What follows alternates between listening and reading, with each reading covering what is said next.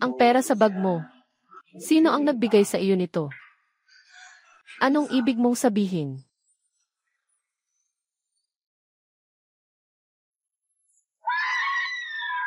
Anong ibig mong sabihin? Magsalita ka. Bakit? Buksan mo ang pinto.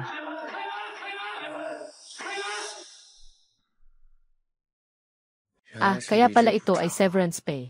Pasensya na. Ako ang nagkamali. Gusto kong makipaghiwalay. Hindi ako pumapayag. Wala naman akong ginawang mali. Walang mali. Palagi kang nagdududa. Nandito pa sa bahay. Naglagay ng surveillance para bantayan ako. Nagpadala ka pa ng mga haras na mensahe sa boss ko. At sinabihan siyang kalaguyo ko siya. Kaya ako natanggal sa trabaho. Lahat ng iyon ay dahil mahal kita. Kaya ko ito ginawa. At saka, ikaw, may problema. Hindi ka dapat pumasok sa trabaho. Nanghihina lang ako. Pero hindi ako tanga. Mas lalo na, hindi ako baliw. Hindi mo alam. Bakit ako naging ganito? Siyempre, ikaw ang palaging kumokontrol sa akin. Gusto mong hindi ako makipag-ugnayan sa kahit sino sa bahay. Hindi mo talaga tinitingnan bilang tao.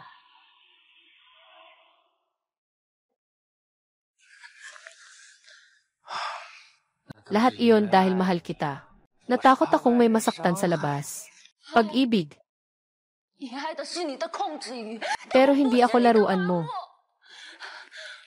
Sinasabi ko sa'yo, ngayon ang kasal na ito. Tiyak na aalis ako.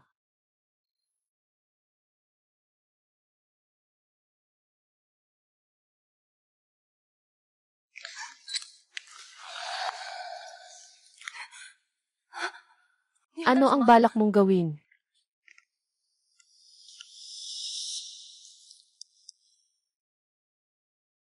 Hindi ako sumasang-ayon sa diborsyo. Maliban na lang kung mamatay ako.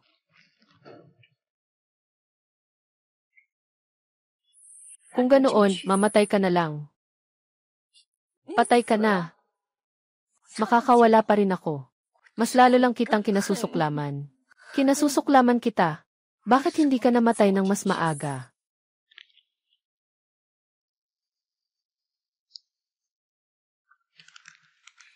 Ayos. Napakabuti. Hindi ko akalain na kinasusuklaman mo ako ng ganito kalalim. Kaya bukas ay maghihiwalay na tayo. Ikaw, huwag kang magsisi.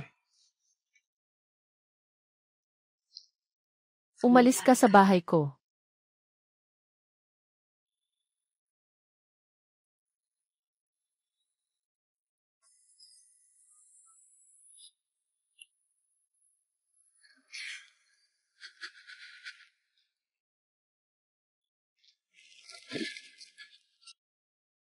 Sa pagkakataong ito, sa wakas ay pumayag siya. Bukas, makakalaya na ako.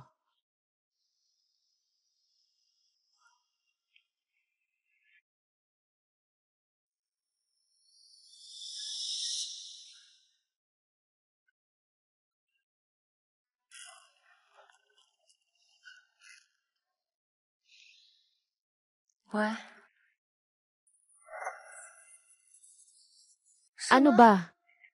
Zhao Jin. Patay na.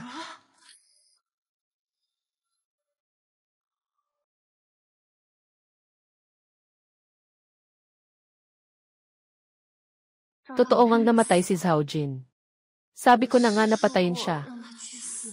Pero paano siya nakaligtas? Hindi tama. Seremonya ng pamamaalam. Dapat sa punerarya ito gawin. Bakit nandito ito? Kahapon, banta niya sa akin. Napagsisisihan ko ito. Posible ba na niloloko lang ako?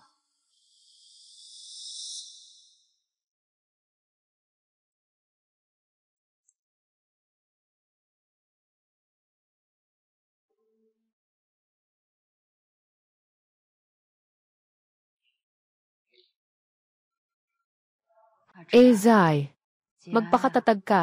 May kailangan ka bang tulong? Sabihin mo lang sa akin. Zhao Jin. Talagang patay na siya. Walang duda dyan. Narinig ko kay Tezu.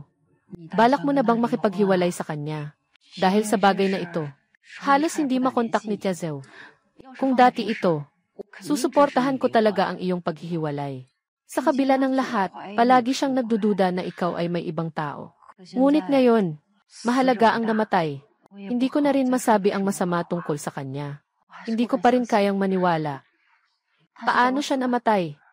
At saka, bakit nandito ang burol? Dapat ba itong ilagay sa hotel lobby? Hindi ba dapat sa punerarya? Sabi ni Tezu, nahulog siya habang naliligo kahapon. Nabangga ang ulo niya at namatay. Tungkol dito, sabi ni Tezu, ganyan ang kaugalian nila roon. Sa loob ng 3 araw pagkatapos mamatay, kailangan magkaroon ng seremonya ng pamamaalam. Walang mahanap na punerarya. Walang magawa. Magdadagdag kami ng bayad. Nakausap namin ang ilang kakilala para ayusin ito. Huwag kang mag-alala tungkol sa pera. Ito si Li Zikai. Siya ang nag-alok. Ito rin ang nararapat niyang gawin bilang isang mabuting kapatid. Dapat lang, mga kaibigan, may dala akong malungkot na balita. Ginoo Zukin na anak, seremonya ng pamamaalam. Nagsisimula na ngayon.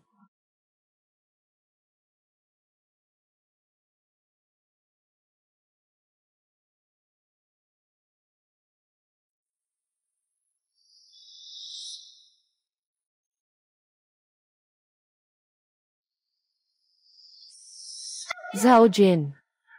Nakikita ko si Zhao Jin.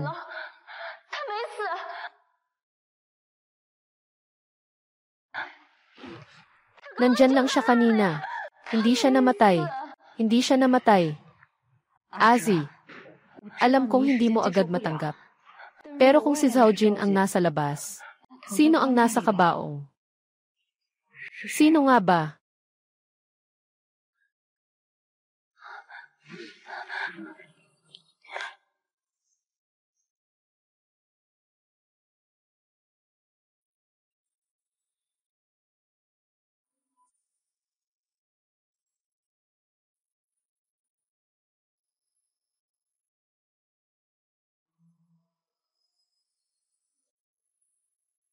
Totoo nga.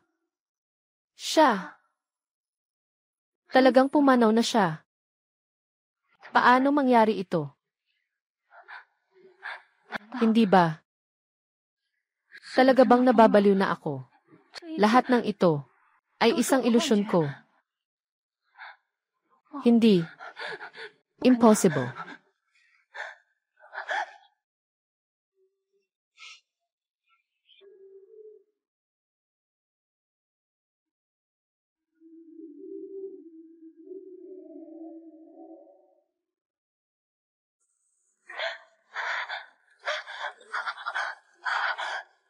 Zhao.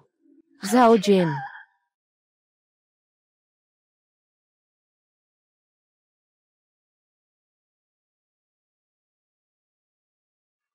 Zai. Diyos ko, binigla mo ako ng sobra. Sabi ng doktor, nadulasan ka dahil sa sobrang takot. Kahit na palagi mong hinihiling na maghiwalay sila. Ngunit sa ngayon, mukhang, mahal mo pa rin si Zhao Jin. Talagang malalim. Pero kailangan mong magpakatatag. Hindi na mababalik ang namatay. Mag-ingat ka sa iyong kalusugan. Pero ako, talagang nakita ko siya. Sobrang taas ng iyong stress. Mali ang iyong nakita. Magpahinga ka ng mabuti. Malapit na ring matapos ang DE. Hahanapan kita ng nurse para palitan ito.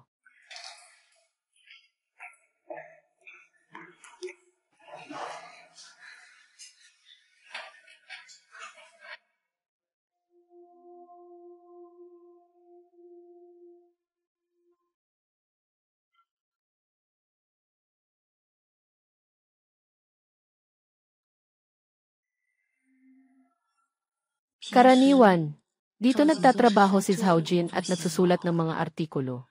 Wala akong contact details ng editor niya. Kailangan kong gamitin ang account niya. Ipinapaalam ang balita ng kanyang pagkamatay.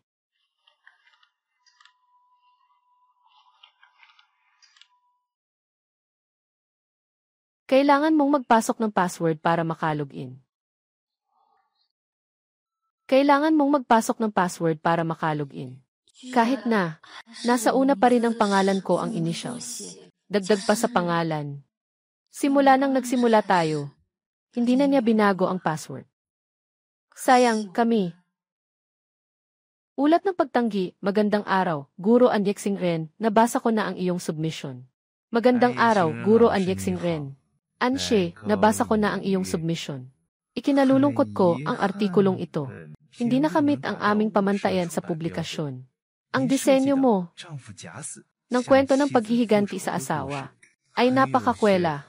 Mahusay ang panulat, ngunit medyo walang laman ang proseso. Kulang ang katotohanan sa mga detalye. Hindi maipapasok ang sarili. Inaasahan ang iyong rebisyon at muling pagsusumite. Pseudocide. Paghihiganti.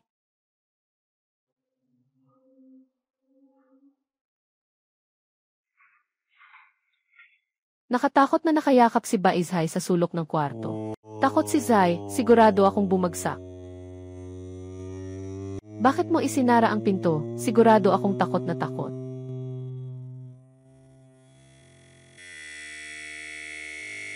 Nakatakip ang ulo, sigurado akong. Mga tao, sigurado akong nakatago ang ulo sa loob.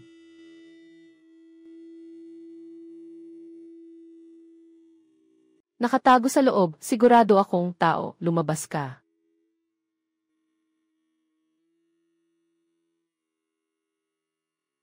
Sa sulok sa loob, mahal kong asawa. Bumagsak sa akin.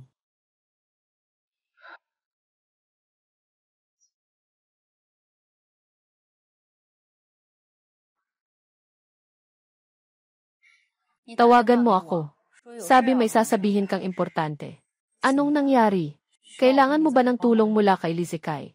Hindi yun ang kailangan. Ako, gusto ko lang makausap ng tao. Lizikai, ano bang abala siya kamakailan? Sa libing, hindi ko rin siya nakita. Huwag nang pag-usapan. Dapat sana, sama-sama siyang pupunta sa akin. Ngunit, bago lumabas, bigla na lang siyang nagsabing may kailangan siyang gawin. Nagmamasid siya buong araw. Hindi ko alam kung ano ang ginagawa niya. Naiinis lang ako pag nabanggit siya. Hindi mo ba naisip na makipaghiwalay sa kanya? Sa tagal na rin ng relasyon ninyo. Kahit na nagagalit ka, hindi naman siguro aabot sa ganitong punto. Parang ikaw at si Zhao Jin. Naging madalas ang pagtatalo ninyo. Pero hindi pa rin kayo naghiwalay, di ba?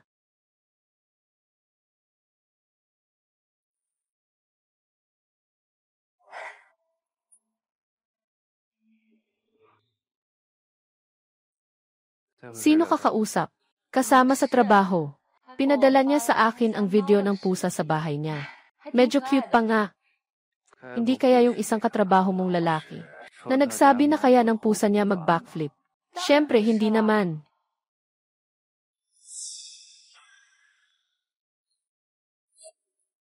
Bakit? Nainis ka ba? Ay naku, huwag ka masyadong mag-isip. Ngayon, kasal na tayo. Bakit parang ikaw pa rin noong panahon ng kolehiyo?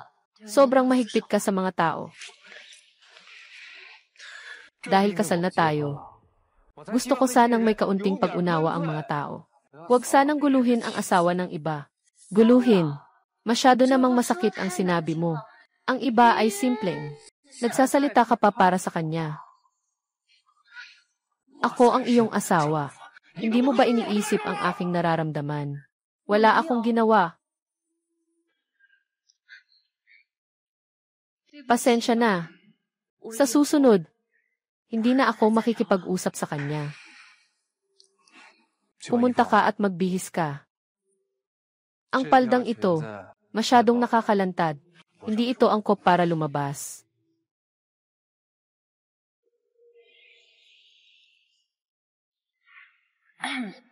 Pero wala rin tayong magagawa. Noong nag-aaral si Zhao Jin sa kolehiyo, Talagang inaalagaan ka niya. Lizzie Kai, hindi man lang siya umabot sa kalahati. Kung hindi sana, napakalakas ng kanyang kontrol. Dapat, maging perpektong asawa siya. Noong una, ganito rin ang iniisip ko. Ngunit ngayon, nabasaan ko na ang kanyang nobela. Ano nangyari sa nobela ni Zhao Jin? Isa siyang sikat na manunulat. Kaya, nakikita mo ang kanyang nobela, naaalala siya. Hindi yung mga nailathala niya. Ito ay tungkol sa kanya ngayon. Nagsusulat pa siya ng mga orihinal na manuskrito. Sinusulat niya, isang asawa na nagkunwaring patay. Sa lihim, kwento ng pagpatay sa asawa.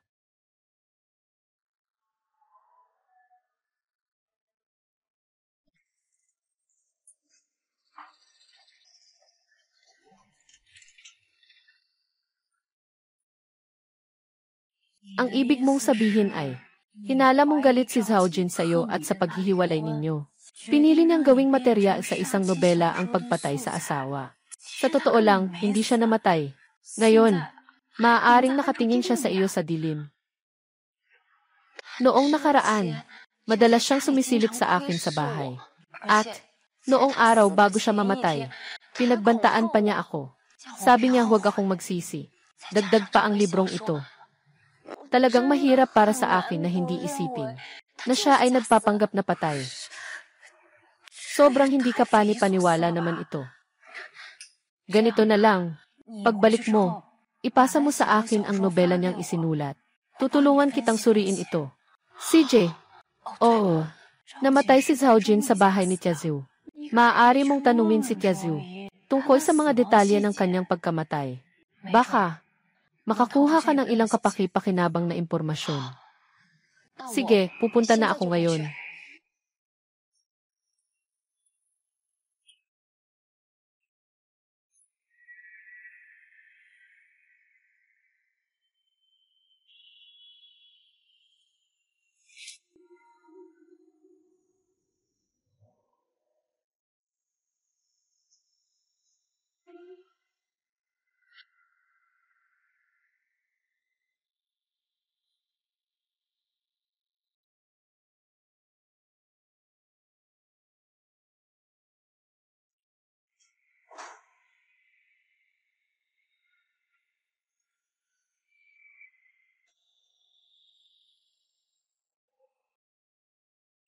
Nandito ka na. Bumalik na si Xiao Zhai. Pumasok ka at maupo.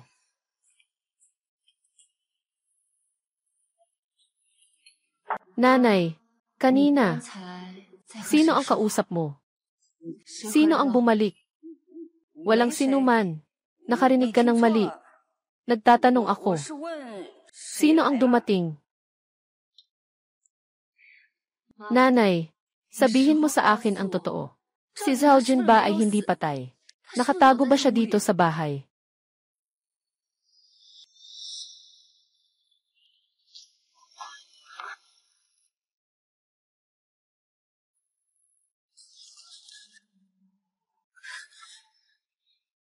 Xiao Zhai, ikaw ba ay kamakailan?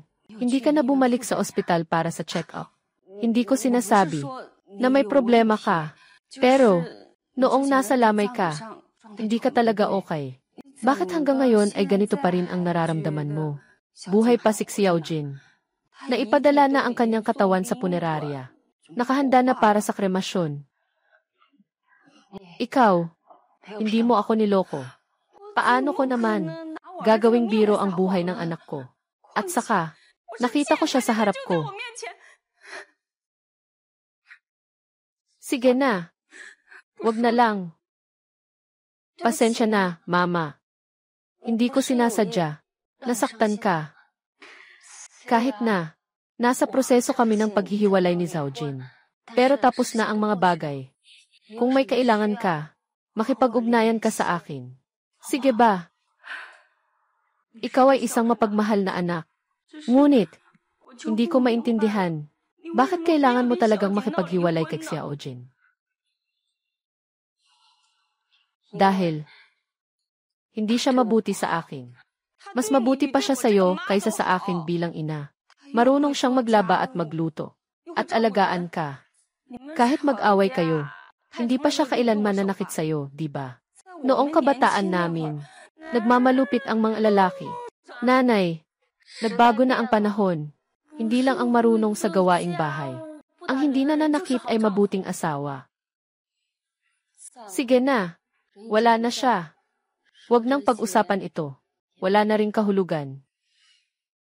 Aalis na ako.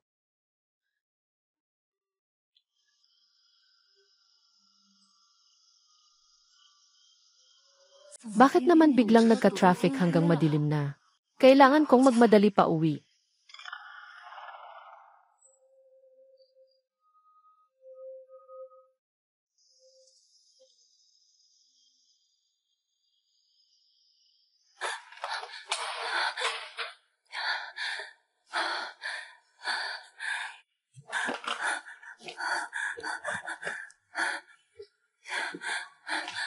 Kaya nararamdaman mo na may sumusunod sa'yo. Hindi ko rin sigurado. Baka nga. O marahil. Sobra akong nag-isip. Ipapadala ko na sa iyo ang nobela. CJ.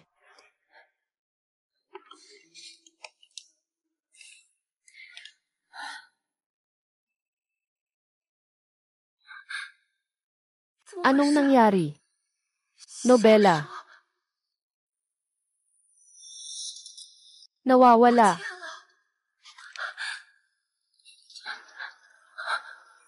Wala rin sa recycle bin.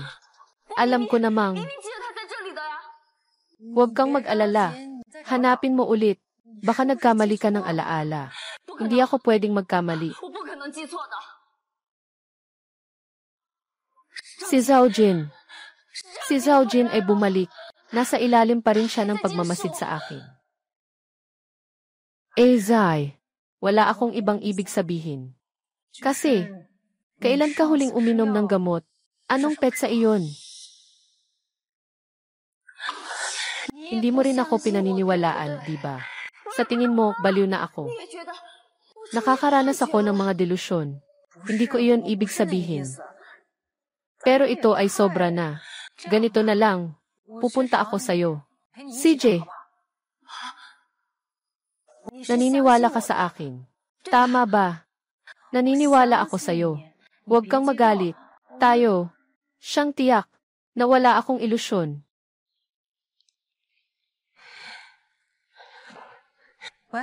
Zai, nakikinig ka ba sa akin?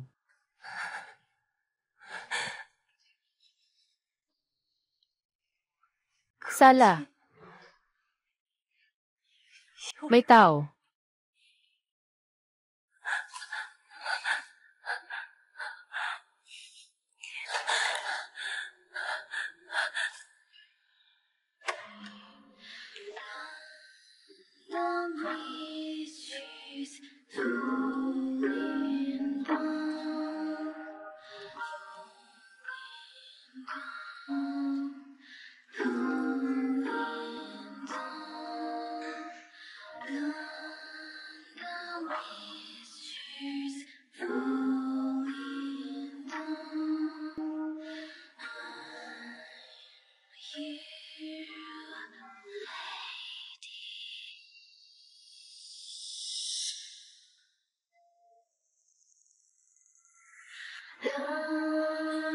Walang tao. Pero naririnig pa rin ang tunog. Narinig mo ba? Parang meron talagang tunog.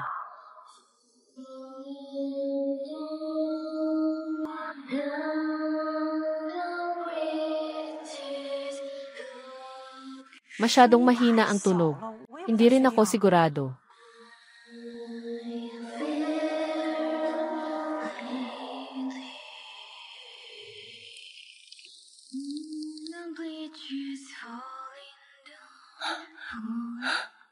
Nahanap ko na. Sa ilalim ng sofa, may isang recorder. Hindi ko alam kung ito ay remote na operasyon o nakaschedule na pag-broadcast. Ang makakapagtagong ng recorder dito ay si Zhao Jin lamang. Talagang siya. Gusto niyang mangyari tulad ng sa nobela. Nakatakot ako ng sobra. Buti na lang magkasabay tayo sa tawag. Kung hindi, ikaw na nag-iisa sa bahay na narinig ito. At gusto mong ikwento sa akin. Pero wala kang boses. Dahil doon, baka isipin ko.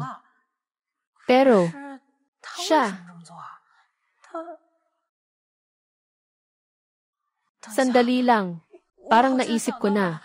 Siya ay, Lizzie, may sakit ka ba? Hoy. Hoy. Ako.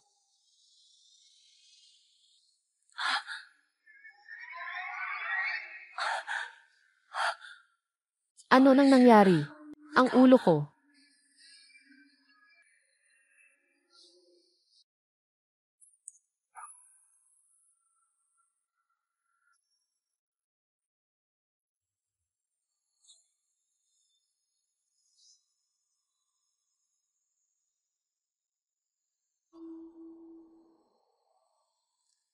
Bakit ako nandito sa kwarto? Kailan ako bumalik? Parang, hindi ko matandaan. Kahapon, nasa tabi ka ba? Naglalagay ka ba ng baso ng tubig? Anong nangyayari? Talaga bang kailangan kong pumunta sa ospital para magpa-check ulit?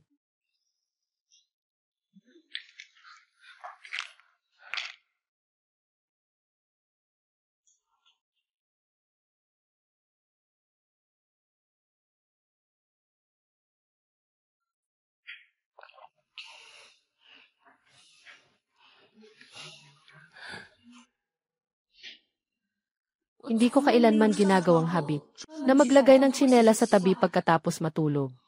Siguro ba ito?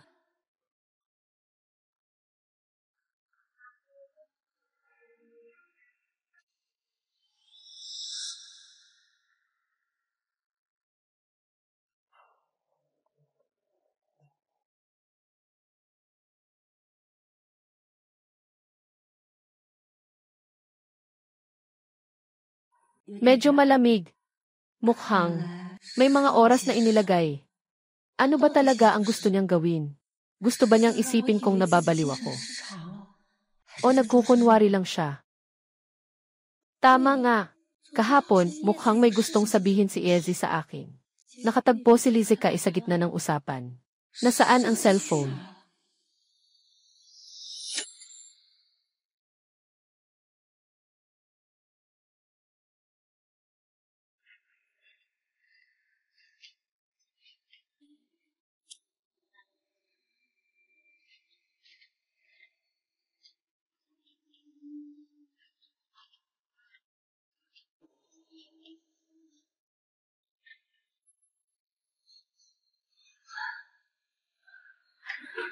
Mag-ingat ka. Huwag kang masunog.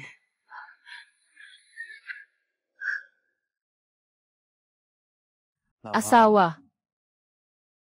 Magandang umaga. Magandang umaga.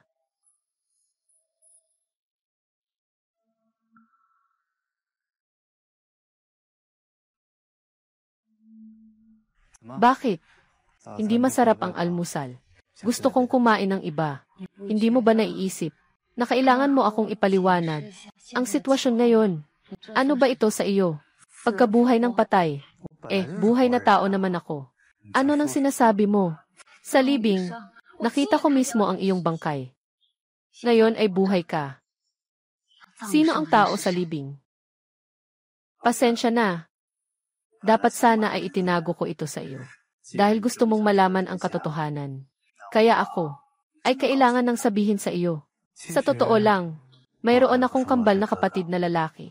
Nakaaway siya ng tao. Gusto ng mga tao ang kanyang buhay. Kaya kailangan niyang magtago. At pagkatapos ay natagpuan ako ng kanyang mga kaaway. Akala ko ako ang taong hinahanap nila. Ayaw kong masaktan ka. Kailangan kong magpanggap na patay. Akala ko, basta't umalis ako, hindi ka na nila hahanapin. Ngunit hindi ko inasahan. Napatuloy pa rin silang lihim na sumusunod sa'yo. Wala na akong magagawa. Kailangan ko na lang bumalik sa tabi mo para protektahan ka. Ayokong masaktan ka. Hindi ko kailanman narinig na may kapatid kang lalaki. Yung mga kaaway na sinasabi mo. Ano ba talaga ang ginagawa nila? At saka, hindi mo pa ako nasasagot. Sa libing, sino ang katawan na lumitaw?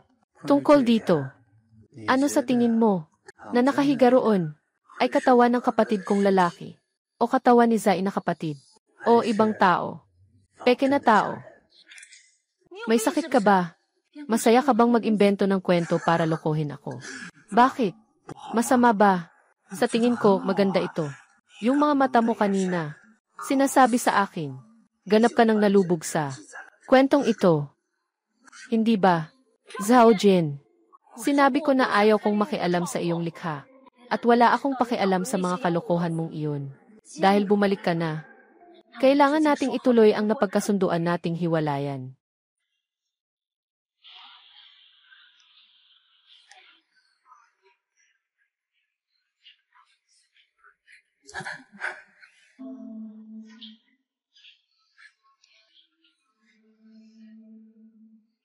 Ang sakit talaga. Nalimutan ko na dahil sa'yo. Hindi ko na maalala ang tungkol sa paghihiwalay. Walang alam. Ikaw.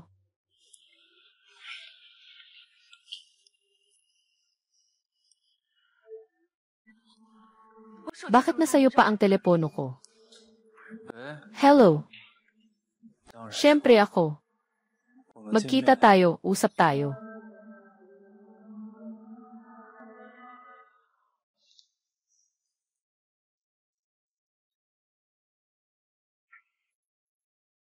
Kaya, talagang nagkunwari kang patay para sa pagsusulat. Para magkunwaring patay. Ang layunin ay obserbahan ang aming reaksyon. Matagal mo nang alam ang lahat ng ito. At nakipagtulungan ka pa sa kanya sa pag-aayos ng lamay. Mula simula hanggang katapusan. Walang namatay talaga. Talaga. Ano ang gusto mo sa amin? Alam mo ba tungkol kay Izay? Walang nangyaring masama, di ba? At saka, si Zhao Jin ay dahil sa pangangailangan sa trabaho. Mga lalaki, magandang bagay ang magkaroon ng ambisyon sa karera. Bilang mga kaibigan, dapat natin siyang suportahan. Kahit na para sa trabaho, hindi naman kailangan ganito ang paraan. Ang bigat naman ng sitwasyon. Wala ba kayong kahit anong pag-aalinlangan? At si AZ ay natatakot dahil sa iyo. Siya. Kaya bumalik ka ngayon para makipaghiwalay sa kanya. Noon, may mga pagkukulang ako. Ngunit hindi na ito maulit. Si AZ ang gamot ko. Hindi ko siya kayang iwan. Isang dakilang manunulat ah. Kapag nagsasalita siya ng mga salitang pag-ibig, talagang iba siya sa atin. Napakakaiba. Siyempre siya si Zhao Jin. Pero bakit parang ang kanyang ngiti ay napaka-estranghero? Sige na, tama na. Sinasabi at sinasabi. Ito ay tungkol sa inyo bilang mag-asawa. Nakikita ko na si AZ ay ganito. Mukhang gusto pa rin niyang bigyan ka ng pagkakataon. Kaya't kami na mga tagalabas ay hindi na makikialam. Kailangan naming pumunta sa banyo. Kayo.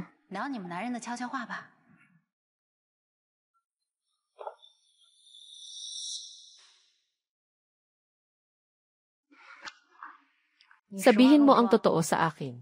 Hindi ka na ba nag-iisip na maghiwalay? Kailangan ko pa ring maghiwalay.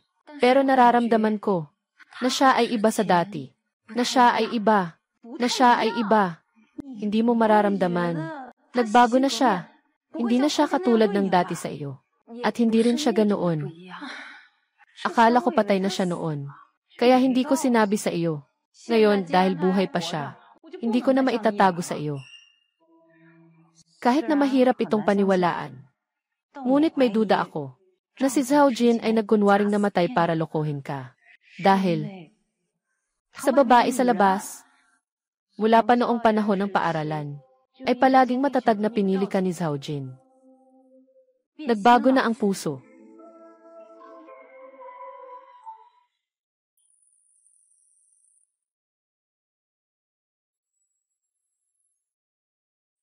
Paano mangyayari iyon? Kung nagustuhan niya ang iba, dapat noon palang pumayag na siya. Sa aking aplikasyon ng diborsyo, walang katwiran. Napatuloy akong ginugulo. Sabi nga, Pero ang diborsyo ay kailangan ng paghahati ng ari-arian, di ba? Ang kanyang bayad sa pagsusulat ay bahagi ng kanyang kita pagkatapos ng kasal. Maaaring, ayaw lang makipaghasyan sa'yo. Kaya, hindi na kailangan. Noong nakaraan, sa mall, kasama si Lizikai. Nakita ko si Zhaojin na nakikipag-date sa babae na iyon. Si Lizikai ay patuloy na humarang sa akin at ayaw akong magsalita. Sabi pa niya, lahat ito ay isang pagkakamali. Hanggang kahapon natawag na iyon. Sandali lang. Parang may naisip ako. Siya ay, Lizikai, may sakit ka ba? Hanggang bago kahapon. Nagdududa ako sa sarili ko. Kung mali ba ang nakita ko. Ngunit kahapon, si Lizikai ay humadlang sa akin na maging tapat sa iyo. Sinabi niya, ay naku. Kaya si Zhaojin ay para lang sa bago. Hindi siya magiging walang hangganan sa paglabag sa iyo. Siya, ang ibig sabihin ng kanyang mga salita. Hindi ba't ito ay pag-amin? Na alam niyang nagloko si Zhaojin. Sila nga ay magkaibigang mabuti. Nagtutulungan sila. Ngunit hindi ko rin maiiwasang sumuporta sa iyo. Sa kabuuan, kailangan mong maging handa.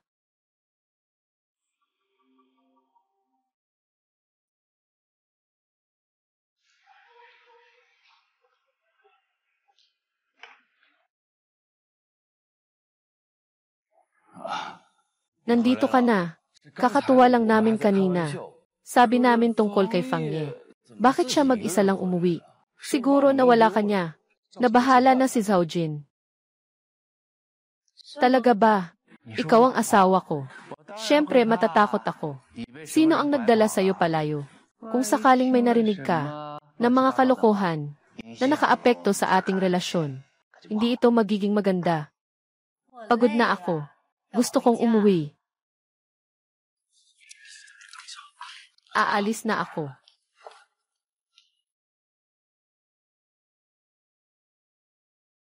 Ano ang nangyari sa inyo?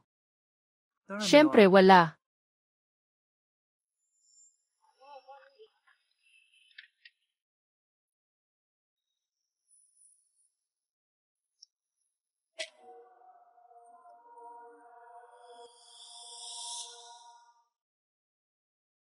Si Zhaojin ay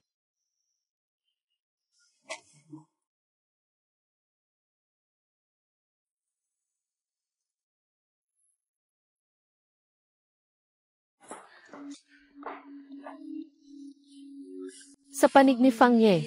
Ano ang nangyari? Bakit hindi ko siya makontak? Si Zhaojin ay ano siya? Anong bagay ang nagpapakabigat sa'yo? Sa buong daan, nasa isip mo, hindi ako. Hindi ba't mag-asawa tayo?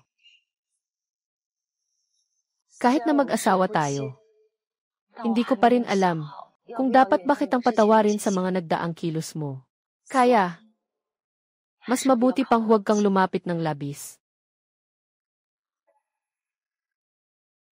Talaga.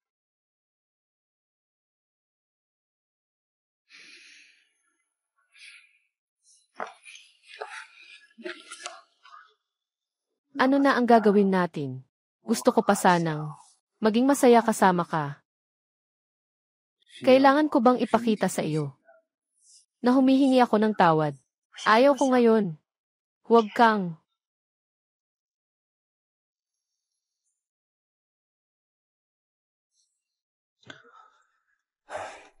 Dahil ayaw mo. Siyempre, hindi kita pipilitin. Sa kabila ng lahat, ayaw kong lalo mo akong kamuhian. Ngayong gabi, matutulog ako sa opisina. Ayos. Talagang huminto na siya. Dati, hindi siya ganito kasunod. Anong kalokohan ito? Oh, tama nga. Ngayon, uminom ka ba ng gamot? Huwag mong kalimutan. Oh, aalis na ako para kumain mamaya. Hindi pwede yan.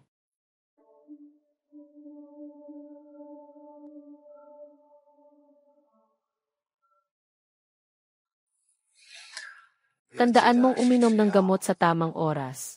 Huwag mo akong bibigyan ng alalahanin.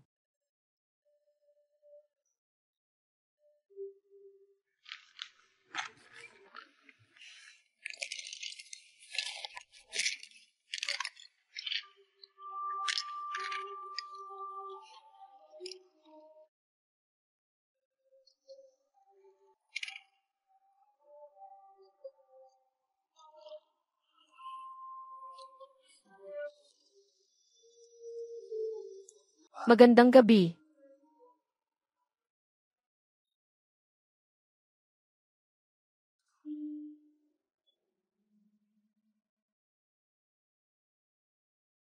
Bumalik na si Zhaojin. Palaging nararamdaman ko na kumpara sa dati, mas malamig siya sa akin. Ang kakaibang distansya na ito.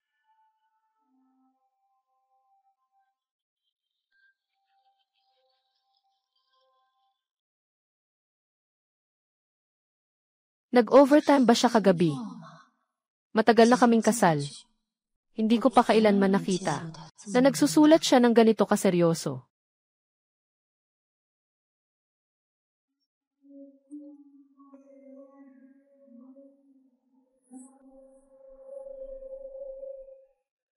May nangyari kahapon. Medyo hindi naging maganda ang usapan. Gusto ko sanang magreklamo sa'yo. Pero hinarang ako ni Lizikai. Sa madaling salita, talagang iba na si Zhaojin kumpara noon. Medyo natatakot na ako sa kanya. Ito ang address na nakuha ko dati. Yung babae na nakipag-date kay Zhaojin. Saan siya nagtatrabaho? Kung gusto mo pang makipaghiwalay, hanapin mo siya para magtipo ng ebidensya. Hindi na kita maaasikaso. Kahapon, habang wala ako, ano ang nangyari sa kanilang tatlo? Talaga. Sa kabuuan, ngayon ang pinakamahalaga ay pumunta sa babae na iyon at hanapin ang ebidensya ng pangangalunya ni Zhaojin para sa paghahain ng diborsyo. Walking up alone and cold, 내 외침을 던져 헤어날 수 없는 비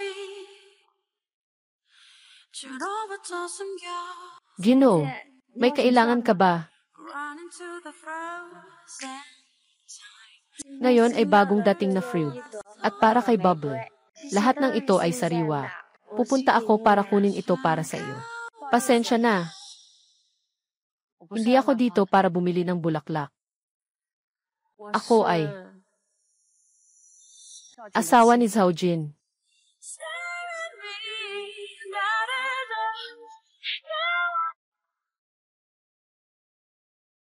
Paumanhin. Hindi ko kailanman naisip na sirain ang inyong kasal. Ayos lang. Ang relasyon namin ay matagal nang nasira.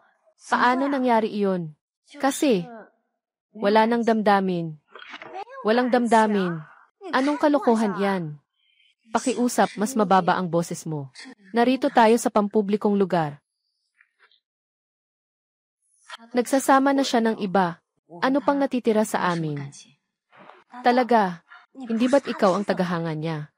Ano ang kaugnayan nito sa kanyang libro? May kaugnayan ba ito? Kung ikaw ay tagahanga ng kanyang libro, dapat mo siyang patawarin. Kung dahil sa akin, nagdesisyon kang makipaghiwalay, hindi na kailangang gawin iyon. Kami ay hiwalay na. Wala siyang kasalanan. Siya ang nagtaksil sa kasal. Hindi mo kailangan siyang ipagtanggol ng ganyan. Hindi ganun. Ako ang may kasalanan. Huwag mong hayaang maapektuhan kayo dahil sa akin. Siya ang pinakamamahal kong manunulat. Kung ayaw niyang makipaghiwalay, ayaw kong maghiwalay kayo. Ayaw ko rin na maghiwalay kayo.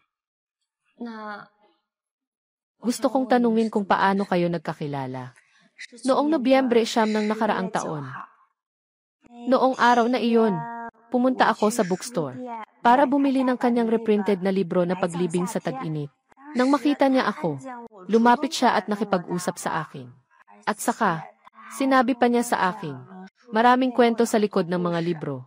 Pero, hindi niya kailanman ibinigay sa akin ang kanyang pirma at larawan. Sandali lang. Noong nakaraang taon, Nobyembre 9. Sigurado ka ba? Naman, ito ang mahalaga sa akin at sa aking paboritong manunulat. Nang simula ng isang espesyal na pagkakaibigan. Paano ko makakalimutan? At saka, naalala ko pa ang oras. Ito ay 3:00 ng hapon, 24. Pero naaalala ko, na araw na iyon ay ang araw na tinanggal ako ng dating kumpanya. Umuwi na ako ng tanghali. Si Zhaojin ay palaging kasama ko sa bahay. Hindi siya kailanman umalis. Hindi ba siya? May kakayahan pa akong magbukas ng portal. Kilalang kilala mo si Zhao Jin. Siya ba itong tao?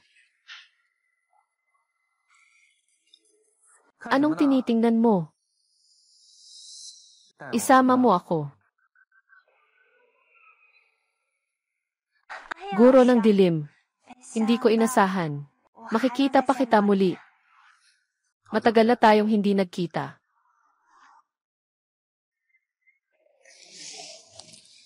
Ito ang aking asawa. Siya ang aking tagahanga na si Hee-jun. Mayroon siyang malalim na pag-unawa sa aking mga gawa. Hindi ko akalain na magkakilala kayo. Sigurado ka bang tagasulat lang kayo? At tagahanga? Katatapos lang ni Ian Hee na umamin ng personal na kayo ay may relasyon sa labas ng kasal. Sa tingin ko, kailangan nating pag-usapan ang tungkol sa diborsyo. Ian Hee, asawa ko.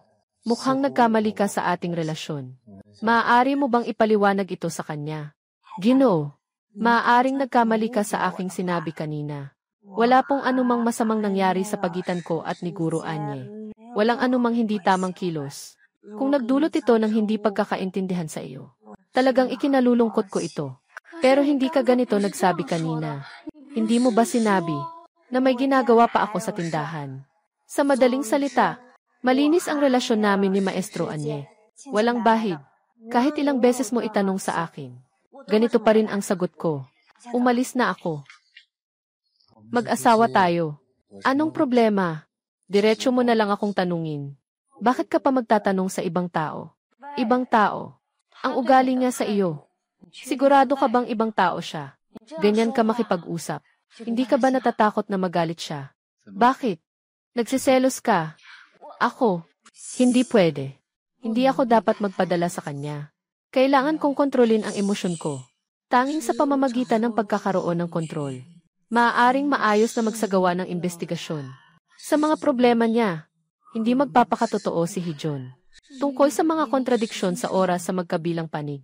Tama, sabi ng nanay, na nakita niyang mamatay si Zhao Jin sa kanyang harapan. Talaga ba? Hindi siya. Nga. Nagsiselos ako. Sa wakas, kung talagang gusto mong makasama ako sa magandang buhay, tiyak na gusto kong makita ang iyong puso. Kung tapat ba ito? Ang bilis naman. Nandito na tayo, pero nasa labas pa tayo. Huwag kang magkamali ng akala. Naisip ko lang, na palaging nag-aalala, ang nanay natin tungkol sa paghihiwalay nila. Mas mabuti na, babalik na tayo para makita siya ngayon. Sabihin sa kanya ang magandang balita tungkol sa amin. Na nagkaayos na tayo. Sige ba? Bakit? Ayaw. O takot pa rin? Mag-home lang naman tayo. Anong hindi mo kayang gawin? Anong hindi mo kayang gawin?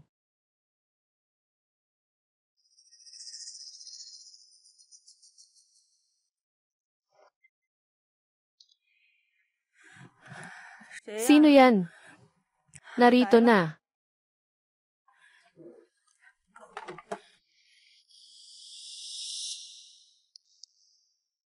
Bakit kayo nandito?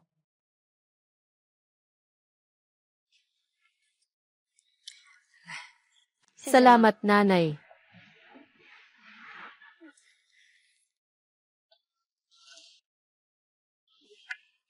Nanay, noong huli akong nandito, sabi mong nakita mong mismong mata mo, na si Zhao Jin ay namatay sa harap mo, at sinabing hindi mo kailanman gagamitin ang anak mo para maglaro ng buhay.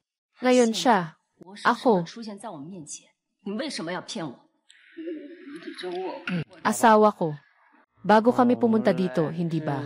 Kausap ko si nanay. Tumahimik ka. Ay naku. Ay naku. Puso ko. Bigyan mo ako ng gamot. Aalis ako para kunin ang gamot.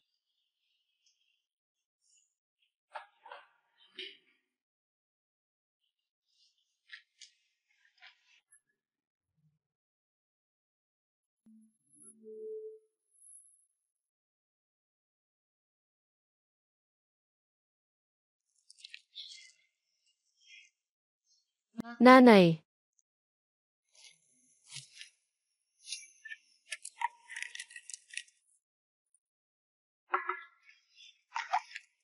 tinanong mo ako kanina tungkol sa bagay na iyon. Hindi na ito mahalaga.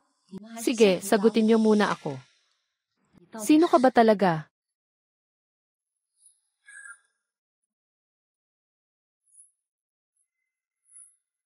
Bakit ka nakangiti? Wala naman. Ako. Ako si Zhao Jin. Nandito ang ebidensya. Gusto mo pa bang lokohin ako? Hindi siya si Zhao Jin. Ikaw ang kambal na kapatid niya. Hindi ko alam. Bakit mo kailangang palitan ang kanyang pagkatao? Pero patay na si Zhao Jin. Hindi mo kayang. Galit ka pa rin sa akin na parang gusto mo akong patayin, hindi ba? Bakit hindi ka na lang namatay ng mas maaga? Ayos. Napakabuti. Talaga bang galit ka sa akin ng ganitong antas? Noong araw na iyon, ganito rin ang kanyang tingin.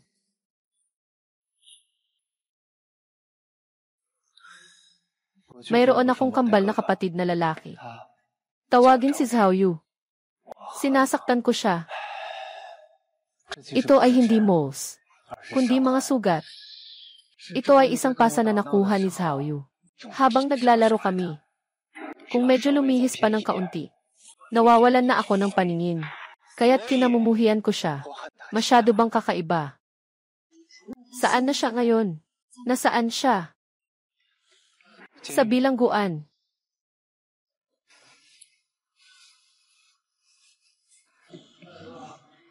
Kaya niyang saktan ang sariling kapatid. Ganitong tao, hindi na nakakagulat kung siya ay makukulong.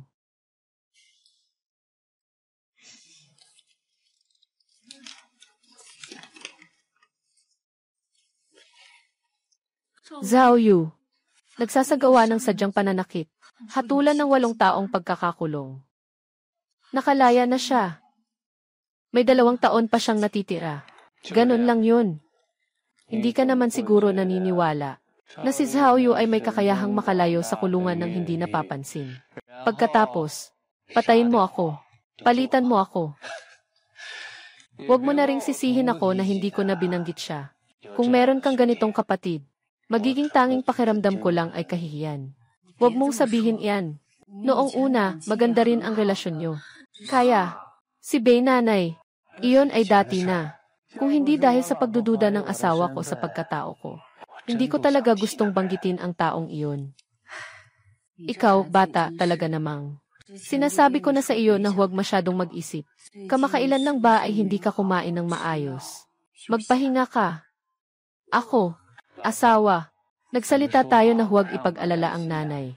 Hindi ba't panahon na para uminom ng gamot?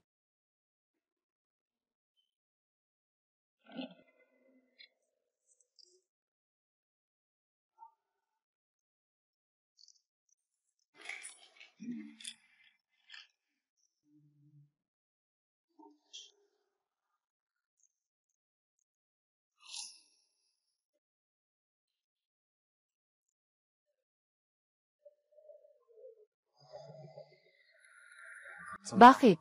Nag-aalinlangan ka pa rin sa akin. Wala. Kaya lang kamakailan lang. Pagkatapos uminom ng gamot, naihi ako. Tama nga. Noong nakaraang, nang magkita kayo ni Fang Ye at ng iba pa, may napag-usapan ba kayo? Pakiramdam. Hindi sila masaya. Walang anuman. Ayoko lang. Nagbiro lang ako.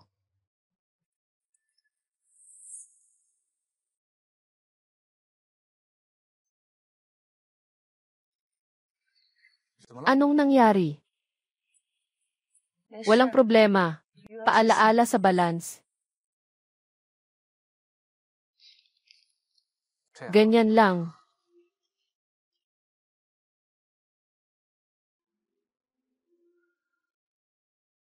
Nasaan si Fang Ye? Hindi siya dumating. Gamit ang kanyang telepono, tinawagan kita. Anong gusto mong gawin? Wala naman. Gusto ko lang sanang makipagtransaksyon sa iyo. Hindi ba gusto mong malaman ang tungkol kay Zhao Jin? Bigyan mo ako ng 20,000 piso. Sinabi ko sa iyo ang lahat ng alam ko. Tungkol dito.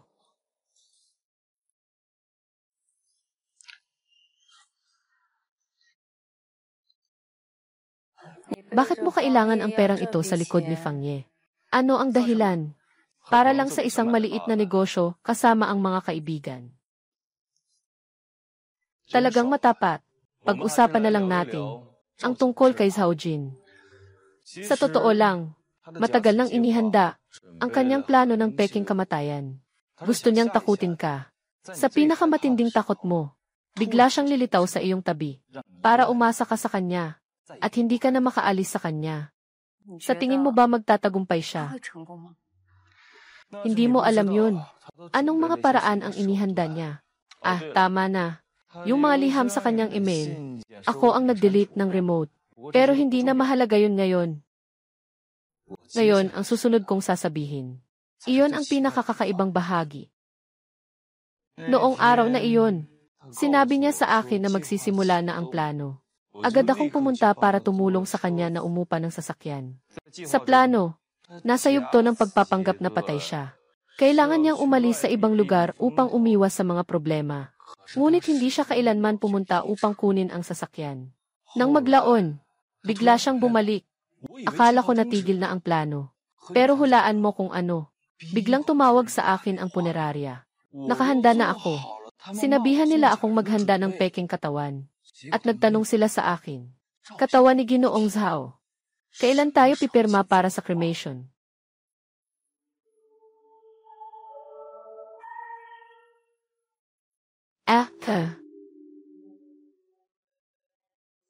Dahil nakita mo nang may mali, bakit hindi ka nalang tumawag sa pulis? Bakit kailangan mo pang makipagtransaksyon sa akin? Paano kita pagkakatiwalaan? Gusto ko lang ng pera. Ayaw kong makasagabal. Sa huli, ikaw ang asawa ni Zhao Jin. At ako ay isang estranghero lamang. Sobra na ang aking pakikialam. Ayaw ko nang makialam pa. Marahil ay nag-iisip lang ako ng labis sa punerarya. Baka hindi nila natuklasan ang peking tao. Tinawagan lang nila ako ayon sa proseso.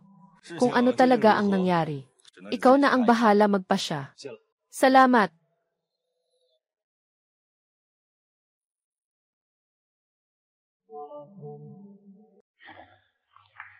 Kailan magbabayad ang mga kamag-anak? Dito kami mag-aasikaso. Pinagbabayad kami ayon sa araw. Kaya, inirerekomenda ko. Pasensya na. Gusto ko pang makita siya. Ayos lang.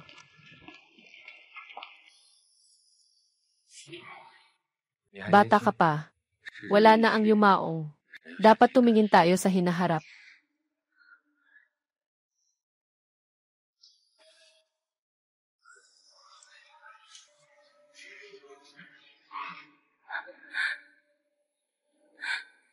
Totoo. Makikiramay ako. Sana ay harapin mo ito sa lalong madaling panahon. Sigurado akong gusto rin niyang makalabas ka agad. Bitawan mo siya. Gagawin ba niya iyon? Hindi totoo. Totoo. Ang taong ito ay mula sa pamilya. Ang taong ito ay kamag-anak. Kumusta ka?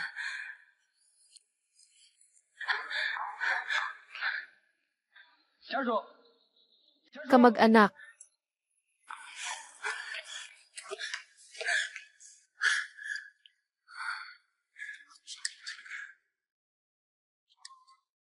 Ese.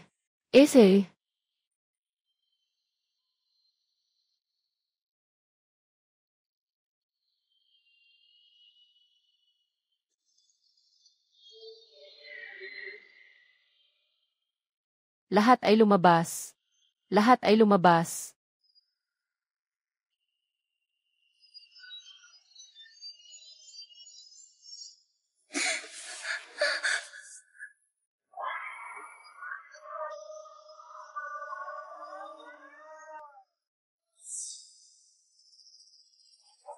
Gising ka na. Hindi ako kanina. Paano ako nakabalik dito? Huwag mo akong hawakan. Huwag mo akong hawakan. CJ, hindi kita hahawakan. Huwag kang magalit. Nasa morgue ako. Nakita ko ang bangkay. Dito niya. May moles din. Yan si Zhao Jin. Bakit naman nagsasalita ka na naman ng walang kwenta? Nasabi ko na, ako talaga si Zhao Jin. Huwag kang lumapit. Kung lalapit ka pa, hindi na kita magiging mahinahon.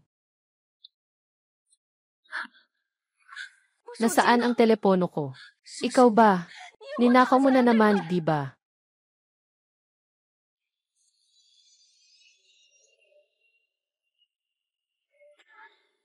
Hindi makakasakit ang bagay na ito. Pakinggan mo muna ang paliwanag ko. Tungkol sa bangkay na iyon, wala akong interes. Ikaw na tumakas at pumatay. Ang bangkay ay kay Zhao Yu. Nabawasan ang kanyang sentensya at nakalabas. Ngunit namatay sa aksidente. May kinalaman ito sa akin. Kaya, ikaw ang pumatay sa kapatid mo. Talagang ikaw si Zhao Jin. Hindi tama. Sa kanyang mukha, ang nakita mo noon, maaaring mga marka ng pagkamatay. Doon, hindi maganda ang ilaw. Sigurado ka. Hindi ka nagkakamali. At talagang hindi ako pumatay. Nasabi ko na ito dati. Si Zhao Yu ay isang marahas na tao. Ang pagkakakulong niya ay lalo pang nagpabagsak sa kanyang ugali. Sa panahong ito, tama ang kalahating hula mo. Talagang nais ni Zhao Yu na palitan ang lahat sa akin. Ngunit nabigo siya. Nasa tamang depensa lang ako noon. Kung ito ay tamang depensa, dapat itong desisyonan ng pulis.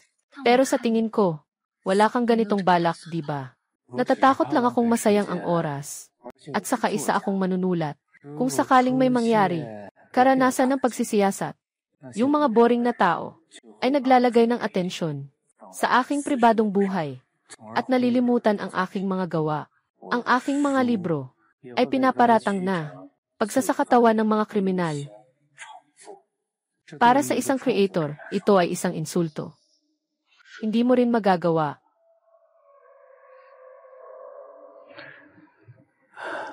Nahayaan ang ama ng bata na madungisan ang pangalan dahil lang sa'yo.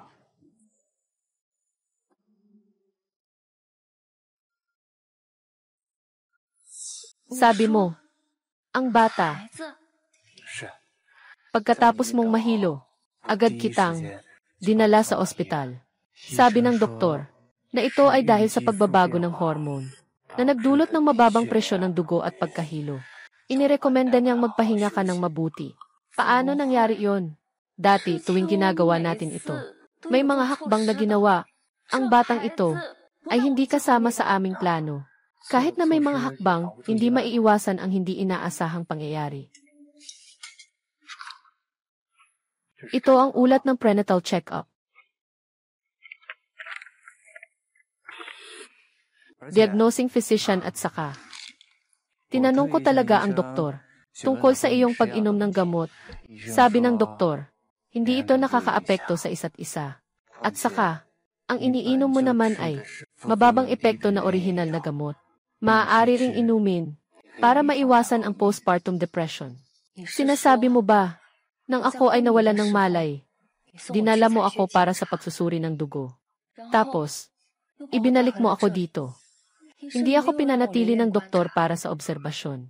Tama ba ang prosesong ito?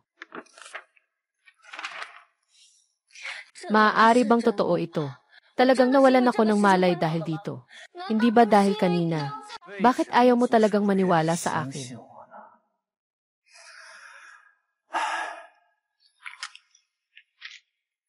Asawa kita. Bakit nga ba? Ako manglilinlang sa iyo sa ganitong bagay.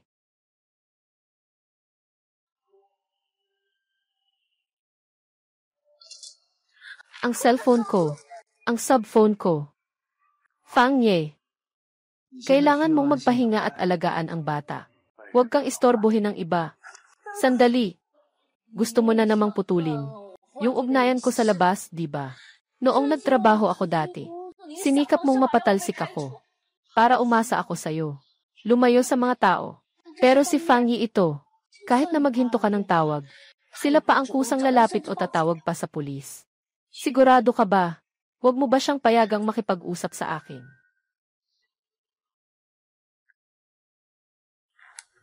Hello. Saktong-sakto ang tawag mo.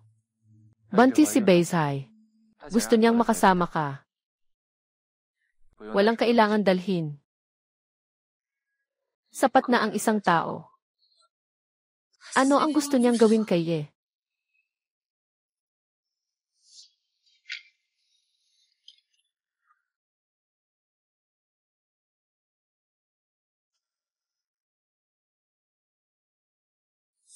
Ang sinabi niya kanina ay puno ng butas. Mukhang wala siyang pakialam kung naniniwala ako o hindi. Gusto lang niyang makahanap ng dahilan. Kinulong ako. Pinutol ang koneksyon ko sa labas. Kaya si Fang Ye ang nag-iisa kong pagkakataon. Zai. Zai, naging ina ka na. Ang saya, binabati kita. Bakit mag-isa ka lang dito? Hindi ka sinamahan ni Lee Sikay. Huwag na siyang banggitin. Hindi ko alam kung saan siya pumunta. Hindi na ito ang unang beses. Ikaw lang ang nakakayanan siyang tiisin. Uhaw na ako. Pakidamihan ng tubig. Babalik agad ako.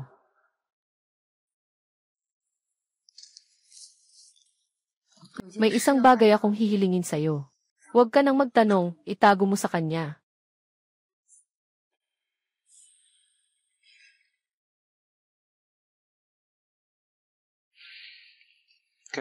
Ito. Hindi na maaga. Dahil hindi mo naman kailangan ng tulong ko. Uuwi na ako, ha? Sandali. Anong ginagawa mo? Kung may sasabihin, sabihin mo. Bakit? Bumalik ka na agad. Hindi ko naman. Gusto maging panggulo sa inyo. Para sa inyo bilang mag-asawa.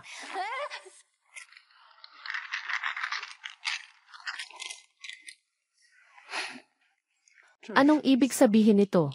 Wala naman. Fang Ye, kamakailan lang hindi ako makatulog.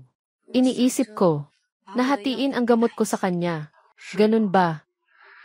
Gamot. Huwag mong kainin ng basta-basta. Huwag mong kainin ng basta-basta. Mas mabuti kung doktor ang magbubukas. CJ, kuripot.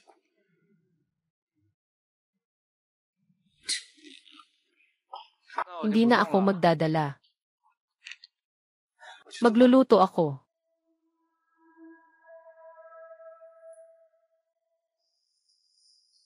Nahulog na sa bitag.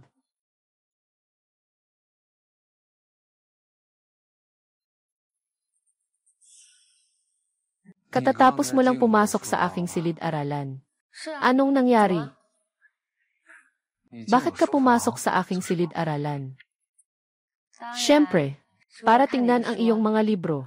Ngayon, kahit sa pamimili, ikaw ay naglalok sa akin sa bahay. Hindi mo rin ako pinapayagang gumamit ng mga elektronikong kagamitan. Ang boring ko na. Kaya naisip ko, ang asawa ko, anong klaseng mga gawa ang nasulat niya noon? Kapag walang ginagawa, basahin ko lang. Hindi mo pa napapanood dati. Bakit ngayon mo na naisip? Noon, sa tingin ko, ang genre na sinusulat mo, sobrang nakakapagod isipin. Kailangan ng oras para mag-isip. At ngayon, mayroon akong sobrang maraming libreng oras. Tama nga, na makapagpahalaga ng mabuti. Sa iyong mga likha, paano? Ayaw mo bang makita ko? Wala.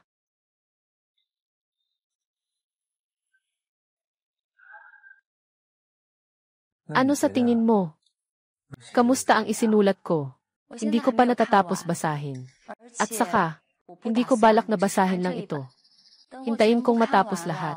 Maaari pa akong magbigay ng feedback sa iyo. Ganito. Paano? Ganyan ba ang iniisip mo, Sinting? Ang feedback na ibinigay ko sa iyo.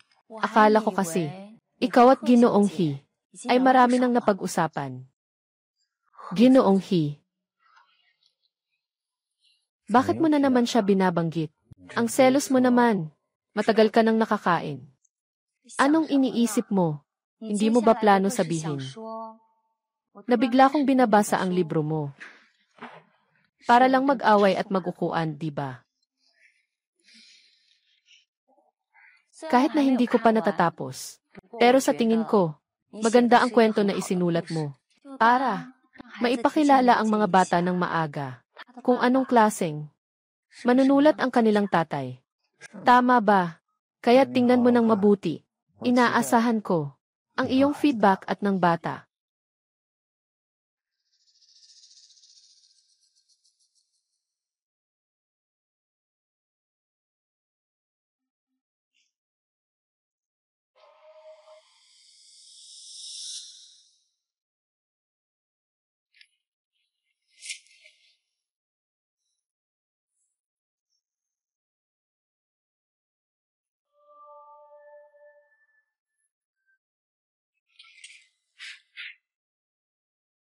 Itong halamang ito, saan galing? Nabanggit mo si Gyanli. Hinun, kaya't pumunta ako sa kanyang tindahan ng bulaklak. At tinanong siya kung anong bulaklak ang angkop para sa mga buntis. Alaynan, sa wakas, pinili ito. Pero ito ay mukhang hindi naman bulaklak. Sinabi niya sa akin na maraming bulaklak na hindi maganda para sa mga buntis. Sa huli, inirekomenda itong aking potted plant na Wanyan King. Sinasabing nakakatulong sa pag-regulate ng eye pressure ng mga buntis. Oh, ayos lang iyon. Talagang maalaga siya. Sinabi rin niyang ipasa ko sa iyo ang isang mensahe. Nais kanyang batiin na magkaroon ka ng malusog na sanggol. Talaga ba? Mukhang sobrang bait niya talaga. Noon kasi, akala ko mali ang pagkakaintindi ko sa kanya. Ito, medyo hindi na ako sanay. Akala ko pa naman, patuloy ka pa bang magagalit sa akin? Ganito na ako ngayon. Hindi ba ito mabuti? Sa kabila ng lahat, kami ay magiging mga magulang na. At sa kamakailan, maganda ang iyong ipinakita. Hindi ba? Kaya nga, kami tatlong pamilya. Ganito na lang ang pamumuhay. Ayos din naman. Talaga.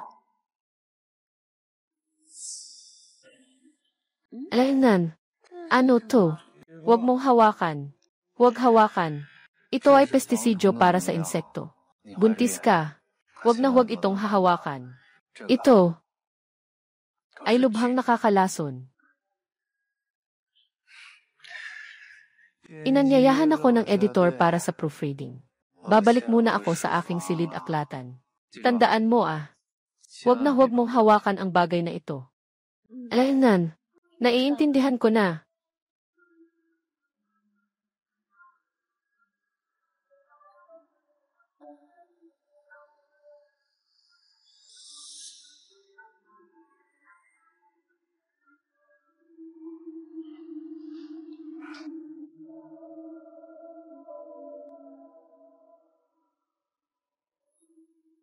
Phew!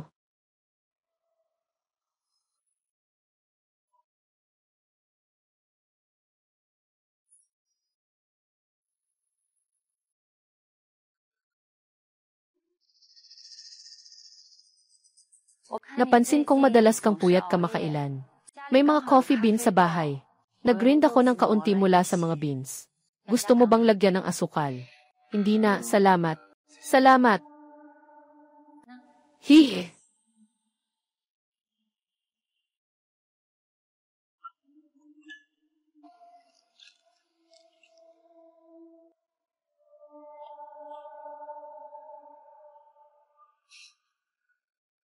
Bakit ayaw mong uminom?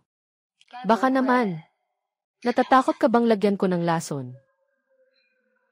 Paano naman mangyayari yon?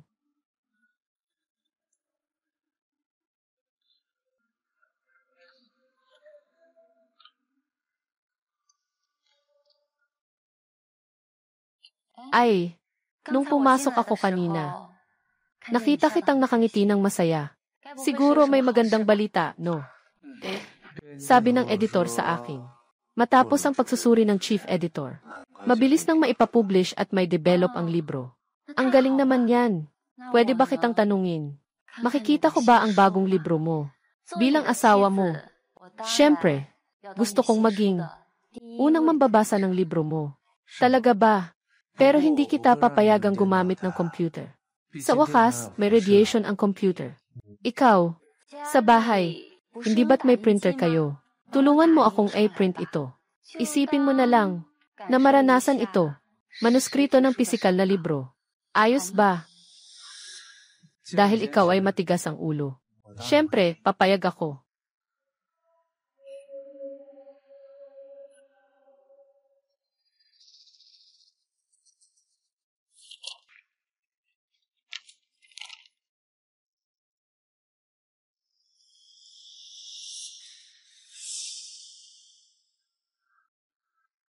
Talaga namang ikaw ay.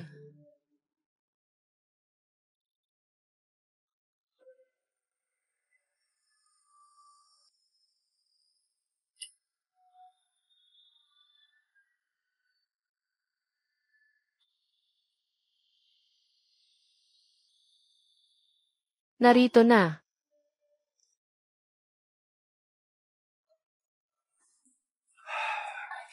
Magandang umaga. Tutu. Guro ng madilim na gabi.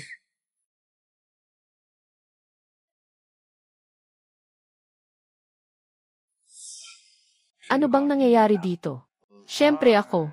Ang ibig kong sabihin ay, ikaw, Zhao Yu, ang tunay na guro ng madilim na gabi. Siya ang tunay na may akda ng paglibing sa tag-init. Walang dalawang dahon sa gubat na magkapareho. Gaya ng mga fingerprint ng tao na ganap na magkaiba. At ang manunulat, ang kanyang estilo ng pagsusulat, ay parang kanyang fingerprint. Nabasa ko lahat ng iyong mga gawa. Nararamdaman ko, ang iyong bagong likha, katulad ng estilo ng iyong mga unang gawa. Ngunit may malaking pagkakaiba mula sa nakaraang obra. Hindi ito naging patok. Kaya't binago ko ang aking estilo sa pagsusulat. Nakuha ko muli ang dati kong pakiramdam. May problema ba dito? Madilim naman lalakbay. Mga unang gawa, simpleng panulat, nakatuon sa pagsasalaysay, ay mga kwentong panlipunan na mahirap unawain. Ngunit kalaunan ay nagsimula ng gumamit ng mga labis na pahayag at maraming paglalarawan ng atmosfera upang lumikha ng tensyon. Hindi masyadong makwento. Ito rin ang dahilan kung bakit siya. Mga dahilan kung bakit nahaharap sa hadlang ang paglikha. At saka, naalala ko pa, yung nabasa kong kwento tungkol sa peking pagkamatay at pagpatay sa asawa. Yung kwentong iyon, at ang huling gawa, ay may katulad na estilo. O sabihin na lang, iyon ang estilo ni Zhao Jin. Hindi sa iyo. Ito ay isang haka-haka mo lamang. Estilo ay hindi palaging pareho. At saka, gamitin ang mga dahilan na ito. Magduda ka sa akin. Pero hindi ito makatwiran. Akala ko noon, maganda ang kalagayan mo nitong mga nakaraang araw. Mukhang, nagkamali ako. Sobrang sama ng estado ng isip mo. May mas malakas pa akong dahilan. Bagaman, hindi ko gusto ang mga libro ni Zhao Jin. Ngunit dati siyang nakipag-usap sa akin tungkol sa toxicology ng mga nobelang misteryo. Ang mga dahon ng Wanxian at mga bunga nito ay lubos na nakakalason. Hindi talaga ito angkop para sa mga buntis. Ikaw, makakalimutan mo ba ang mga setting ng iyong nobela? Siyempre, alam ko na hindi ako buntis. Hindi mo talaga naiintindihan ang mga babae. Bawat buwan may mga senyales ang katawan. Pero hindi naman ito mahalaga. Ang mahalaga ay, talaga bang handa ka na itago ang iyong sarili sa likod ng maskarang tinatawag na Zhao Jin para sa kanyang mga obra upang bigyang diin ang kanyang koleksyon ng mga gawa? Si Zhao Jin ang nagnakaw ng aking mga gawa. Sinasadya niyang binago ito upang maging kanya. Ako ay bumalik lamang sa aking sariling mga bagay. Pangalanan muli, anong kinalaman ng karangalan na ito sa patay? Sa wakas, inamin mo na. Hindi na sayang ang panlilinlang ko sa'yo. Si Zhao Jin ay hindi kailanman nakiusap na pag-usapan ang kanyang likha sa akin.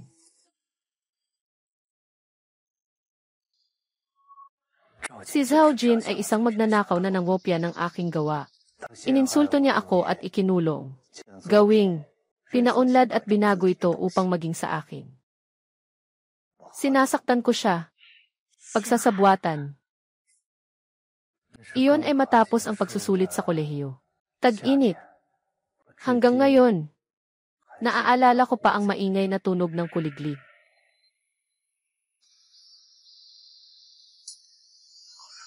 Ano nang nangyari?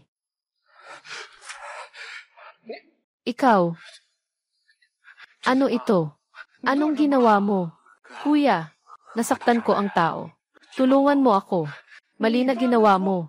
Paano ako makakatulong? Basta tulungan mo ako. Sa bagay na ito, papalampasin na kita. Ako, hindi ko inisip na mahalaga ito. Kuya, kung matulungan mo lang ako, sabihin mong ikaw ang gumawa niyan. Nakita ko na, hindi naman malala ang sugat niya. Walang masyadong problema. Kuya, simula pagkabata hanggang ngayon, palagi kang mas magaling kaysa sa akin.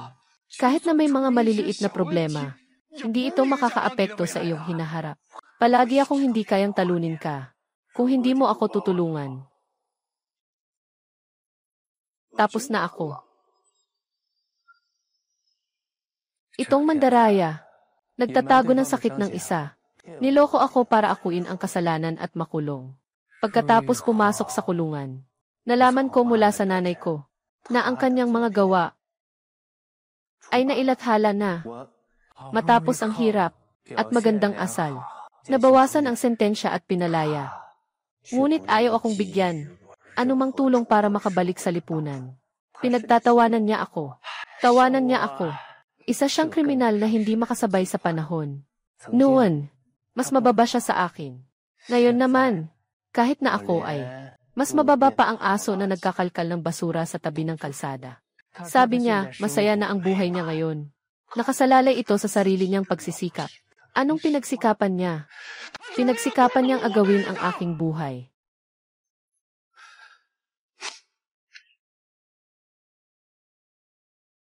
Bakit? Hindi ka naniniwala sa sinasabi ko. Ano sa tingin mo? Ang asawa mo ay isang mabait na tao na nagmamahal sa iyo. Kaya hindi siya gagawa ng ganitong bagay. Sa tingin mo ako, ay nagbubuhos ng dumi sa patay. Naniniwala ako sa iyo. Dahil kay Zhao Jin, talagang siya ay isang masamang tao. Mukhang, tama ang galit mo sa kanya. Kaya mas dapat kang magpasalamat sa akin. Sa wakas, sa halip na umiwas sa kaaway, mas mabuting tapusin mo na siya. Walang mas masarap kaysa sa makita ang kaaway na namatay. Ako, sinuklian ko ang iyong galit. Malinis ang mga kamay mo. Pumasok na sa libingan ang mga kinhatred mo. Hindi ba't mabuti iyon? Marahil tama ka. Ngunit ang galit ay nagmumula sa pag-ibig. Talagang minahal ko siya. Nakatanggap ako ng kanyang katotohanan. Hindi ko kailanman nakalimutan ang mga sandali ng ating pagmamahalan. Ngunit paano magtatapos ang panaginip na ito? Nasa akin ang desisyon. Hindi ikaw.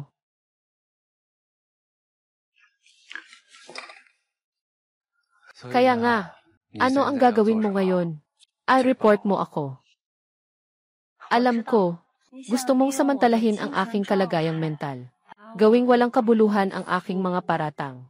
Gawing walang kabuluhan. Ayaw ko nang masayang ang aking pagod. Mula simula hanggang wakas. Gusto ko lang makipagdiborsyo. Talaga ba? Hiwalayan. Ako ang nagpasya para sa aking pangmatagalang pangarap kasama si Zhao Jin. Ito ang naging katapusan. Kahit papalitan ang mukha ng isang tao, ang titulo ko ngayon ay nananatiling hindi nagbago. Kaya, gusto ko ng kalayaan. Gusto ko ng kalahati ng ari-arian. Tungkol sa buhay mo, hindi ako interesado.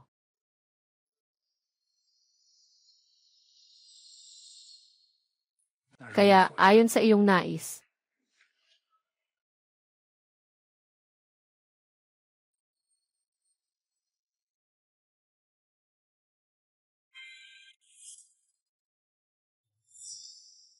ngayon, ang ganda-ganda mo talaga. Salamat. Ngayon, ang araw ng paghihiwalay natin. Sana maging marangal ang paghihiwalay natin. Gusto kong magdiborsyo.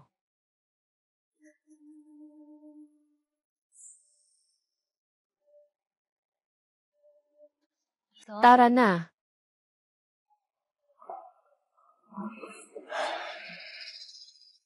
Kahit na ganito ang sinasabi ko, maaaring hindi mo matanggap, pero kailangan ko pa ring subukan. Ano? May gusto ako sa'yo. Medyo may pagtingin ako sa'yo. O masasabing, medyo gusto na kita. Sinasabi ang ganitong bagay sa oras na ito. Parang sobrang katawa-tawa naman. Noong una, inisip kong ikaw ay alipin ng taong yun. Nais kitang makuha. Burahin ang kanyang bakas. Ikaw, binudburan ko ng aking pangalan. Sayang, hindi ako isang bagay. Hindi kita papayagang magpasasa. Tama ka. Ngunit ang mga ipinakita mo nitong mga nakaraang araw ay talagang nakabighani sa akin. Kaya, napukaw ang aking puso. Pakiusap, huwag ganyan. Kung talagang naguguluhan ka sa iyong nararamdaman, Ginoot Ginanghi, mas bagay sa'yo. Mas mahal ka niya kaysa sa akin. Hindi niya ako mahal. Siya ay nagkakaroon lang ng sariling pantasya. Ito ay isang ilusyon lang na kanyang pinaniniwalaan, na ipinapakita niya sa pamamagitan ng pangalang Dark Knight Walker lamang. Wala siyang pakialam sa taong nasa likod, kung sino talaga siya. Ngunit ikaw ay iba. Alam mo na ang aking lihim, at naunawaan mo ang aking mga gawa. Para sa akin, ikaw ang pinakamainam. At para sa iyo, mas magiging mabuti ako kaysa sa lalaking iyon para sa iyo. Kaya, gusto kong maging bahagi ng buhay mo. Gusto kong maging mas malapit sa iyo. Simula nang handa akong tulungan kang itago ang mga lihim. Ako na ang naging iyong malapit na kasabwat. Hindi pa ba ito sapat? Hindi sapat, pero para sa akin, sapat na ito. Tumanggi ako. Kaya, talagang, napakasayang.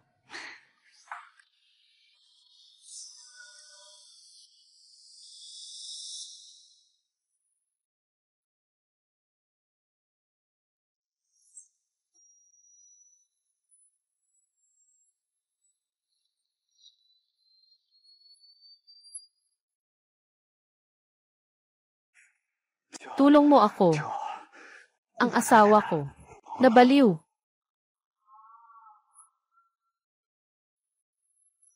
Hindi ako. Siya ang nagsinungaling tungkol sa akin. Kasalanan ko ito. Kagagaling ko lang kanina.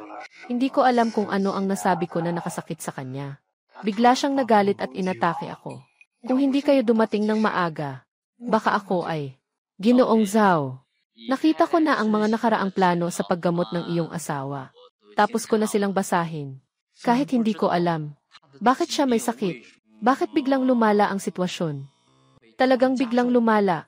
Pero dahil nasaktan na niya ang iba, dapat natin itong gawin ayon sa napag-usapan natin kagabi.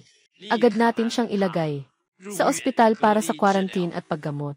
Wala nang ibang paraan. Kaya't umaasa ako sa inyo. Sandali lang.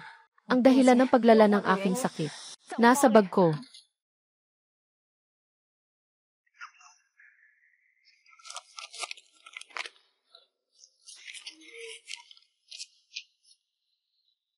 Pagsusuri ng gamot. Kung hindi dahil sa problema sa gamot ko. Kamakailan lang, paano ako magkakaroon ng masamang kondisyon? Anong ibig sabihin nito? CJ, kuripot.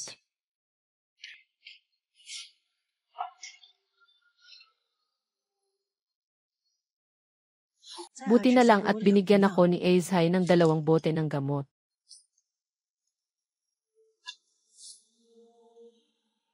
Narito na.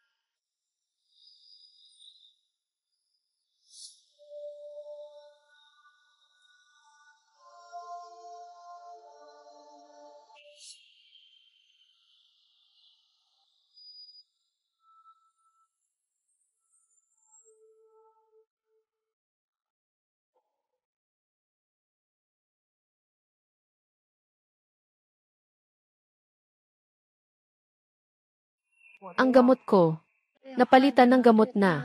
Mas malalalang side effects para sa utak. Paano ako gagaling nito? Tanging ang aking katabi sa unan ang makakagawa nito. Kaya, hindi ako nagkasakit.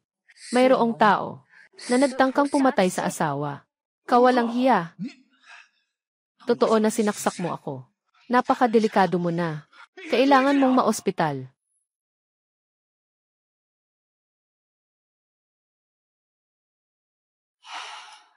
Hayaan na lang ang pulis na humusga dito. Sila ay malapit na. Sa bahay na ito, ang mga gisilis na iniwan ni Zhao Jin ay magsasabi sa kanila ng katotohanan tungkol dito.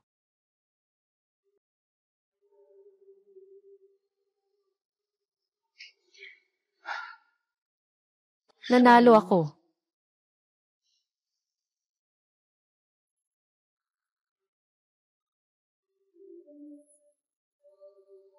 Zhao Yu.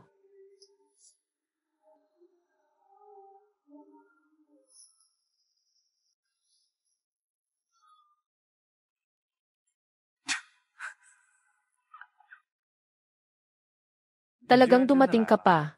Kinakabahan ako. Anong gusto mong sabihin sa akin? Pwede bang diretso kang magtanong sa abogado? Gusto kong makipag-usap sa'yo. Ng personal. Bagamat ang pulisya ay nakapagpasya sa pamamagitan ng paunang investigasyon na si Zhao Jin ay namatay sa aksidente. Hindi ito nangangahulugang wala kang kasalanan. Hindi bababa sa ako. Ay ang biktima na iyong ikinulong. Sinasabi ko sa iyo na huwag magsalita sa akin sa tono ng pagbabanta. Mag-ingat ka. Inaasahan kitang mas lalong maparusahan. Kaya tayo, mag-usap tayo tungkol sa seryosong bagay. Dahil alam mo na, pinapalitan ng kasama mong nakatira ang gamot mo. Bakit hindi mo na lang direktang ituro sa akin? Ang kasalanan nito, sa wakas, ayaw mong tanggapin ako. May balak akong siraan ka. Para patuloy akong makulong. Doon ka lang magiging mapayapa, di ba? Hindi ko naman gustong salingin ka. Gusto ko lang ilabas ang katotohanan. Alam ko na. Nasa paso ka lang. Naglagay ng pestisidyo. Gusto niyang makita kung magpapakamatay ako o hindi. Hanggang sa huli, yung kutsilyo mo ay nakatutok sa sarili mong dibdib. Hindi sa akin. Ang iyong hindi purong paghihiganti. Ang iyong hindi purong pagbabalik loob. Sa totoo lang, parang isang panonood na puno ng magulong iniisip. At ako, hindi talaga gustong aminin na habang nakikipagbakbakan sa iyo bilang manonood, ako ay lumago. Panahon na.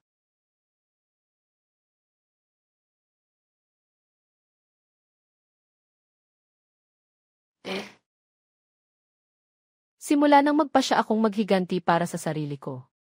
Bakit ko hindi tinanggal ang puso ko sa sarili ko? Ang libro mo. Nakipag-ugnayan ako sa editor at inilathala pa rin. Gamit ang iyong pangalan. Magpangkatang pangalan ka na lang, di ba?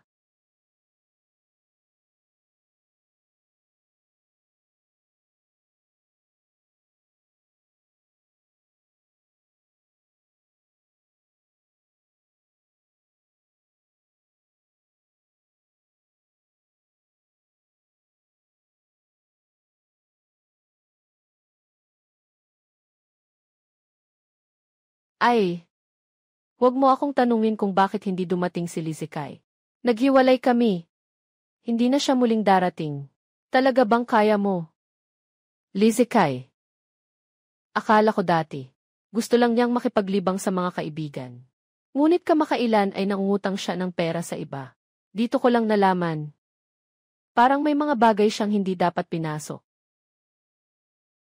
Sa pagkakataong ito talagang naisip ko na. Tulad ng napag-usapan natin dati. Matagal na kayong nag-aaway ni Zhao Jin. Sa huli, ang paghihiwalay ay naging parang pagkamatay.